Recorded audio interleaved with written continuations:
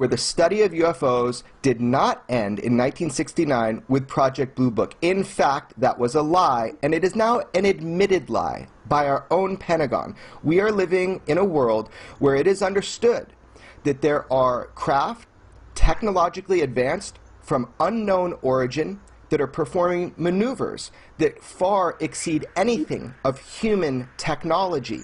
This has been going on a long time, and our government has been studying it. Would people think of themselves as Earthlings instead of as Americans or Russians or Chinese? I've often wondered, what if all of us in the world discovered that we were threatened by a power from outer space, from another planet? Wouldn't we all of a sudden find that we didn't have any differences between us at all? In the past, I can see why people didn't want to address it. How do you have a conversation about a threat that you don't know what it is and how it works, and you can't do anything about it? I think the time has finally come. The Pentagon recently admitted that it really has been secretly studying UFOs, and then it wanted to figure out and duplicate that technology. The U.S. military is in possession of at least a dozen alien spaceships. There's a secret government within our government. While that may be hard to believe coming from the UFO perspective, we've certainly learned in Watergate and the Iran-Contra scandal that factions within our government can and do pursue their own hidden agendas outside of the law, outside the control of Congress, or the knowledge of the American people. There's an ongoing conspiracy of silence involving all of the world's major governments. With so much conjecture and so little hard information, it's extremely difficult to sift through the fabrications and fairy tales. Dr. Werner von Braun, in explaining why an American rocket test had mysteriously gone awry, made this statement suggesting that humans were already in contact with a power from beyond. He declined to elaborate. General Douglas MacArthur was more specific, boldly predicting that the Earth would one day have to unite to defend itself against aliens. Project Aquarius, the documents allegedly prepared for an organization called MJ-12, state that a program to fly recovered alien spacecraft was established in 1972 and is continuing in Nevada. The Air Force seized nearly 90,000 acres around Groom Lake. The action was, by most accounts, illegal. During congressional hearings about the land grab, Congressman John Seiberling grilled the military about the legal authority used in the action and was told the authority was at a much, much higher level than the Air Force. Seiberling asked what authority is higher than the laws of the United States. The Air Force official said he could respond, but only in a closed briefing. So what are these sources telling you? We got 12 ships. What do these suckers look like, Mike? Good to be with you, Jesse. Yeah, I mean, the descriptions range from the classic disc shape to the triangular shape. These are all people that are sane, highly intelligent, in positions to know, and also cleared at very high levels of security clearance. You have a growing number of people who say this has gone on for long enough. We should not be subject to rumors. We are a democracy. We have control of our military and our intelligence agencies. And if they are hiding something from us, we need to find out. The government has lied to us about UFOs, has withheld information, has spied on UFO organizations, and has discredited UFO witnesses. Now, none of this proves that UFOs are real, but it does indicate a disturbing level of interest, government interest, in the subject. So you fear the unknown. If you know all about UFOs, the fact they're here, there's going to be no panic. That's the excuse they've used since the Orson Welles Mercury radio program in 1938. I think the public can handle it. I think we've been brainwashed pretty thoroughly. We're big boys and girls, and it may be shocking, the information, but it's our right to know that information. It should not be held from us. It's true. What I have seen is true. I don't know about the big story, where they came from, what they're like, but certainly these crafts came from another, not just another planet, another solar system entirely, extremely far away, and they're here. The craft that I worked on, that when it's going to travel a long distance, that is how it operates. It flies along and it puts its belly to the target, and then brings all the amplifiers to power, and it shoots off in that direction. It doesn't fly as it would in the science fiction movies. It flies with the belly, the bottom forward. He says he was hired to work at an area called S4, which is a few miles south of Groom Lake. At S4, he says, are flying saucers, antimatter reactors, and other working examples of technology that is seemingly beyond human capabilities. Right, this came from somewhere else. I mean, as bizarre as that is to believe, but I mean, it's there. I saw it. I know what the current state of the art is in physics, and it can't be done. Checking out Lazar's credentials proved to be a difficult task. He says he earned degrees in physics and electronics, but the schools we contacted say they've never heard of him. He also said he worked as a physicist at Los Alamos National Lab, where he experimented with one of the world's largest particle beam accelerators, a half-mile-long behemoth capable of generating 700 million volts. Los Alamos officials told us they had no records of a Robert Lazar ever working there. They were either mistaken or were lying. A 1982 phone book from the lab lists Lazar right there among the other scientists and technicians. A 1982 clipping from the Los Alamos newspaper profiled Lazar and his interest in jet cars. It, too, mentioned his employment at the lab as a physicist. We called Los Alamos again. An exasperated official told us he still had no records on Lazar. EG&G, which is where Lazar says he was interviewed for the job at S4, also has no records. It's as if someone has made him disappear. Well, the schools that I went to, the hospital that I was born at, past job, and essentially nothing comes up with my name in it. He smiles, but out of futility, knowing the whole thing must sound ridiculous. This is the simple drawing he made at the time. Here now, I had access and was permitted to view and look at the operation of this main level with the gravity amplifiers and the level below. The premise seems less preposterous now. In a new documentary about Lazar, he describes in detail the spacecraft he worked on 30 years ago. The power source is an antimatter reactor. They run gravity amplifiers. There's actually two parts to the drive mechanism. It's a bizarre technology. There's no physical hookup between any of the systems in there. They use gravity as a wave, using waveguides, almost like microwaves. I got to see it actually lift off the ground and operate. But you also, in between that, you saw more than one. Yeah. The hangars are all connected together, and there are large bay doors between each one. And there were 9 total that I saw, each one being different. So it's the reactor here, powering the gravity amplifiers. Gravity amplifiers output goes into the gravity emitters at the bottom, and the resulting gravity beam or anti-gravity wave can be pretty much put anywhere you want to. What's going on up there could be the most important event in history. You're talking about contact, physical contact and proof from another system, another planet, another intelligence. That's got to be the biggest event in history, period. And it's real. And it's real and it's there. One person described an effort to involve a broader set of scientists and engineers to cut through the stovepipes in this person's language, and that proposal was rejected. It was made through a major aerospace corporation. In 1969, several requests were put to the RAND Corporation for copies of a UFO study it had reportedly done for the government. RAND denied any knowledge of such a study, but here it is, written just a few months before the requests for copies were made, and concluding that the UFO field deserved much more study than it was getting at the time. September 19th, 1974. As the aircraft reaches an altitude of 35,000 feet, Governor Reagan is startled by a mysterious orb of light, which appears to be flying alongside his plane. Houston, there's a light out there that's following us. He asked the pilot to follow it. They followed it for a period of time. So technically, it becomes an unidentified flying object. The pilot that corroborated Reagan's sighting was Air Force Colonel Bill Painter, who claimed that the UFO appeared to elongate and then rapidly shoot up into the sky. Some years later, the pilot was asked, did he really think that Reagan believed in UFOs? And the pilot said, after what we saw in the sky that night, How could anybody not believe in them? While Neil and Buzz were on the lunar surface, Neil switched to the medical channel and spoke directly with the chief medical officer, saying, they're here, they're parked on the side of the crater, they're watching us. There are many mysteries about man's first lunar landing that remain unsolved. What did the astronauts actually encounter there? And what made NASA stop going back to the moon? It was Super Bowl Sunday. It was just past sunset. Everybody else was watching the pregame show, and I was the only one out there.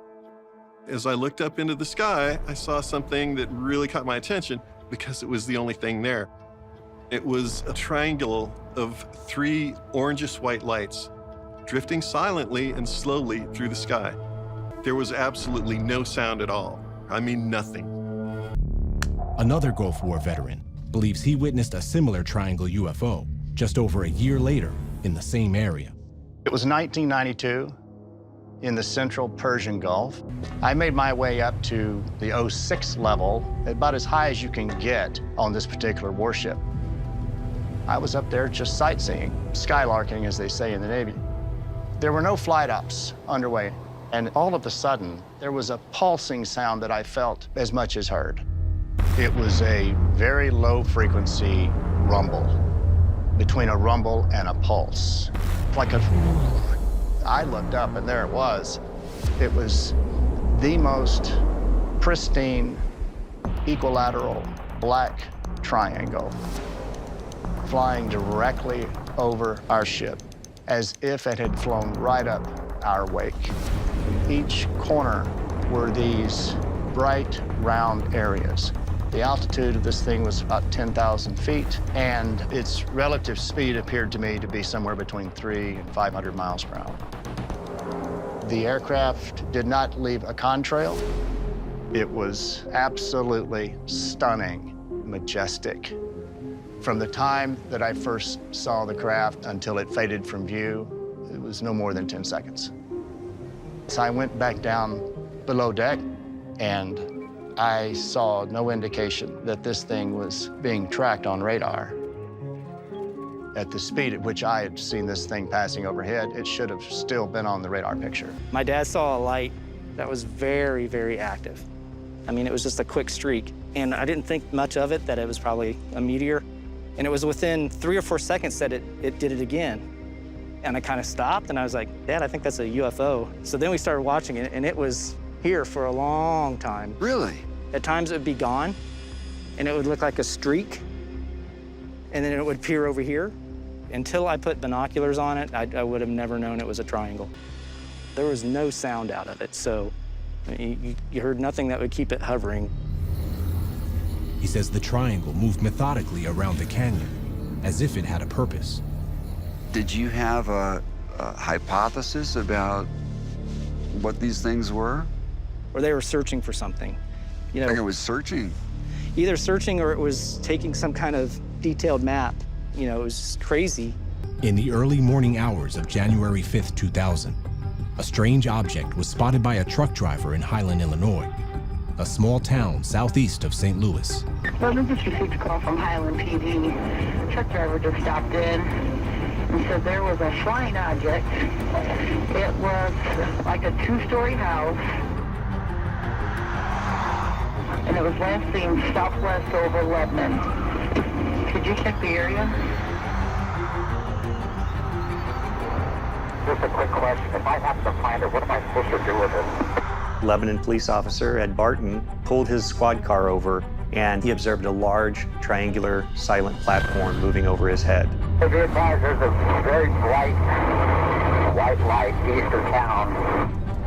As the craft made its way across southern Illinois, multiple police departments began to call in sightings.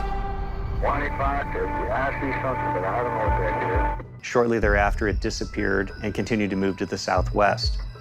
The unique aspect of the Southern Illinois case is we have multiple police officers from neighboring municipalities in radio contact with each other at the time of the sightings. I've got that object inside also.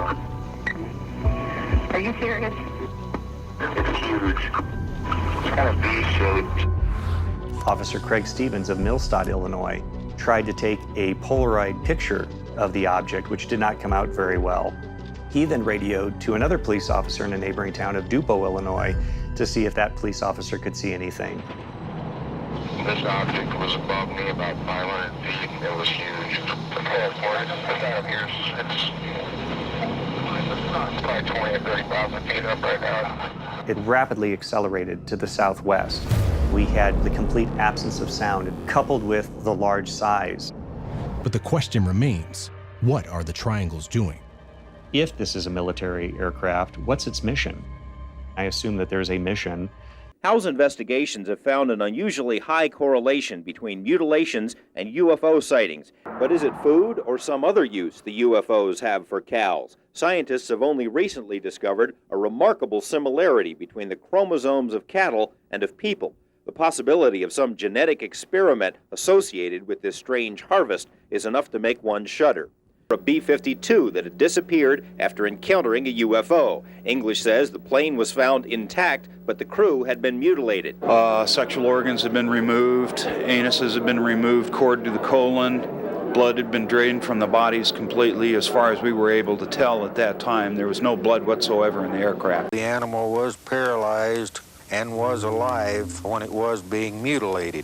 An eye and an ear, the tongue, the rectal area was taken out, but the animal dug a hole with its head, but none of the other parts of the body moved. The cuts that were made up the legs and the inside of the legs and up the belly looked like you could have taken a zipper and zipped the cow right back together again. They were 1/8 serrated cuts were made on the cow.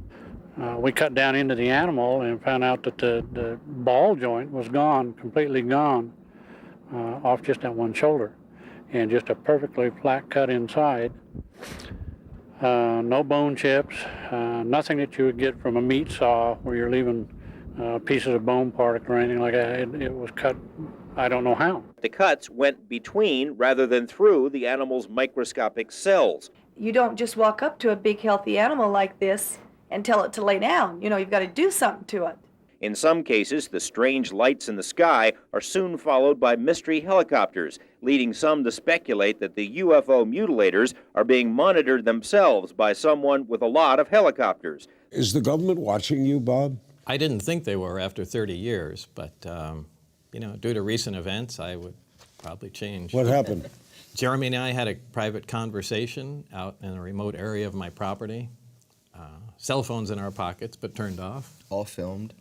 And filming it. And Jeremy was down there to film some of this documentary. He left the following morning, and simultaneously there was an FBI raid at my place of business. Yeah. Looking for what? Well, they said they were looking for some receipts from an individual that might have bought some toxic material from a company.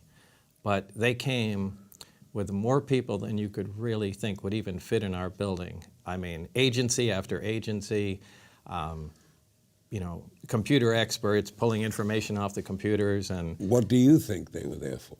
Well, what do you think, Jeremy? They were able to repeat back verbatim a portion of the conversation that we thought was private, and that shocked us because we were joking that nobody even cared 30 years later what he says. But apparently it's not as it appears. There were 27 forensic agents with a truck there for paperwork. I don't know. We don't really care. We just know now that our conversations are not private. Well, what, FBI, what about this as a crime? They're looking for some of the fuel from the craft that might have been stolen. Element 115 was always something Bob said fueled the craft, a stable version. And to be direct, which Bob is being direct right now, they were looking to see if he had any of that taken out of Los Alamos where they machined it, which he did say back in 1989 or so that he did get some out to do tests on. What's element 115? Element 115 is a super heavy element. It's something that we only just recently synthesized. We only made 4 atoms of it. But the craft uses larger quantities of it, 223-gram little triangles of it. But it's a unique element. When it's exposed to radiation, it produces its own gravitational field, its own anti-gravitational field, and it's what's used to lift and propel the craft and create distortions around it. It's an amazing material, and it's certainly nothing that occurs here or naturally. And it can be weaponized, and that's kind of the issue here. If this story is all true, that can be weaponized. Absolutely.